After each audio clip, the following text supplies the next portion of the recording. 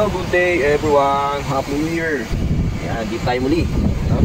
Nandito tayo ngayon sa isang site. Ayan, nakikita nyo. Itong site na to, talagang napaka-delikado gawa ng may tubig yan sa tubig. Pero ngayon, wala. Dahil dati, dahil matubig yan, ay nagpukota. Ngayon, nakit kami mamaya dyan, o yung isang natin kasama na lang. Napakaramdaman pa natin kasi medyo sama pakaramdam natin. Ngayon, nandito tayo sa site para mag-restore ng down na radyo, no? Ngayon, gagawin natin, magkabalik tayo ng kable. Makita natin yung surrounding ng signal. Ayan, yung surrounding niya. Ayan, ayan yung sinasabi ko dati. Yung may yellow na yan, knock na yan. Dati nandyan yung tubig, no? Kalahin mo, malalim yan. Pero ngayon, siguro nung time na wala kami, hindi nag-uulan dito. Ngayon, nandito na naman kami ngayon. Magsisimula na naman umambon. Bakit kaya?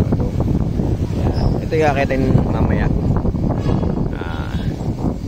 Almost nasa 50 height yung meters na ito. Kapalit ng kable para ma-restore yung down na radyo. Hintay lang namin yung engineer na atin dito.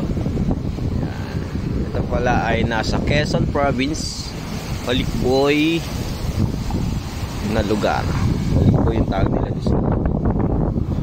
Katapos lang din natin PMR ng siguro almost 2 months na yata kalipas. Medyo madamo na naman, tutubuan na naman dyan. Ayan. Ayan, thank you for watching everyone. At ingat po lagi sa mga bawat work at mga kasama natin, sa mga nag-work dyan, sa mga pumapasok, lalo sa mga ganitong trabahong risky. So, ingat-ingat po lagi tayo. Thank you everyone. God bless.